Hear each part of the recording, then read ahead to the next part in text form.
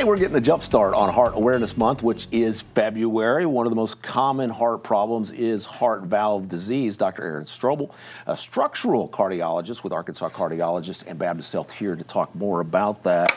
I am fascinated by the term structural cardiologist. What does that mean? Yeah, so structural heart disease basically involves all the things, including the valves to different structures in the heart in case they need a repair. A lot of times these were usually addressed with open heart surgery, but over the last decade or so, we developed technology where we actually take those same treatments and develop technology where we should go through more percutaneous options, meaning going through the groin or through the wrist, which is really fascinating. So much exciting evolution in this business. Before we get into the heart valve stuff, what's one thing we could do like right now to improve our heart health? Yeah, I think here in the U.S., and talking to myself included, we need to just be more active. Yeah. All of us need to get out there. I know we all are busy people. We got jobs, we got kids, we have family. We've got a lot of responsibilities, but our heart health is also a responsibility of our own.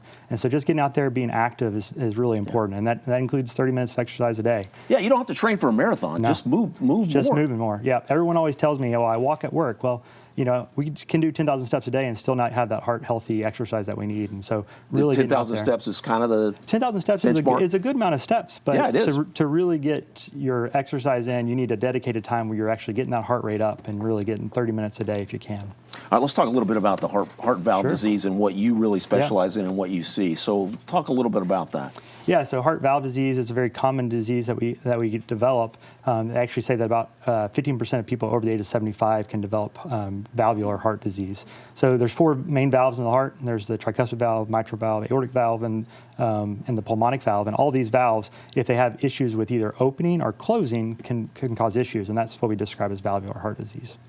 So what would we be feeling? What are the symptoms that we would get if we were having these issues? So that's one of the issues with valvular heart disease, is that they can be pretty common symptoms. So this can include fatigue, shortness of breath, chest pain, dizziness, lightheadedness, swelling on the legs. Things that we can commonly get with a lot of diseases, and that's why it's really important to talk with your primary care doctor or your heart doctor to talk about your symptoms and about possibility of having valvular heart disease. Yeah, so if any of those things you see on their screen, they're sort of become chronic, that's when you really do need to come and see you. And it's always, I guess, better to err on the side of caution? Correct. And it can even start with an easy screening test such as an echocardiogram, which is just a quick ultrasound of your heart.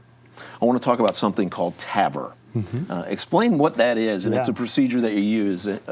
Yeah, so this has, again, been about 15 years now. First started over in Europe and now has been brought in here to the U.S., being commonly used. And now it's actually used very similar to surgical aortic valve replacement. So TAVR, T-A-V-R, stands for Transcatheter aortic valve replacement. So again, just like I said, 15 years ago, the only way to do that was open heart surgery, where they actually cut your chest open, cut out the valve, and sew a new valve in. Well, over this time, we've actually taken that valve and taken it and made it much smaller and sort of crimped it down on a little catheter. We're actually able to now replace that in through the groin.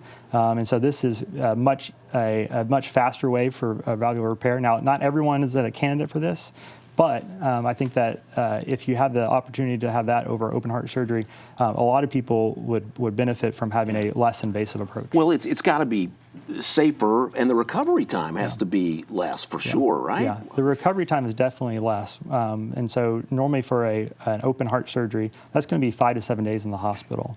But if you get a TAVR, the hope is that you come in one day, get the valve put in, and you're able to go home the next day. Oh, wow. Yeah. That's amazing. All right, so if you've got any other questions or concerns, what's the best way to contact you guys over at the Arkansas Cardiology? Yeah, we were happy to see anyone over at Arkansas Cardiology, and we'll provide our number provided. But I think that the other option is just talking to your primary care, even just starting with a quick listen to your heart to see if you have a heart murmur. That may be a quick way to get you referred into the cardiology clinic. And I know you'd encourage regular health checkups just so you get these things at the front end before. Exactly. Prevention is huge. Prevention is huge. Dr. Strobel, thanks for coming. Thanks so much. Appreciate you. I appreciate it. Got a lot smarter.